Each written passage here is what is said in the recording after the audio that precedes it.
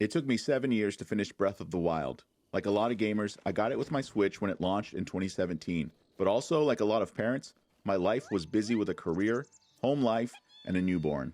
Even though I tried playing a few times over the years, the game's slow burn style made it hard to stick with when my time was so limited. I'd fire it up, wander around, but often ended up shutting it down because I didn't know what to do. Then a few years ago, I had a realization. I could look up what to do. In all my years of gaming, I'd never used a guide, watched a walkthrough, or checked YouTube for help. I'd always just raw dog my way through until I figured it out, or quit altogether. But with Breath of the Wild, I finally caved. I started using walkthroughs to get past tricky spots, watching videos if a puzzle had me stumped, and even bought an official guidebook. And no, there's no link here, I'm not trying to sell you anything. Playing off and on, I decided this would be the year I finally finished it. Coincidentally, I also decided it was time to make a big career change, leaving the job I had since I first got my Switch when my son was still a baby.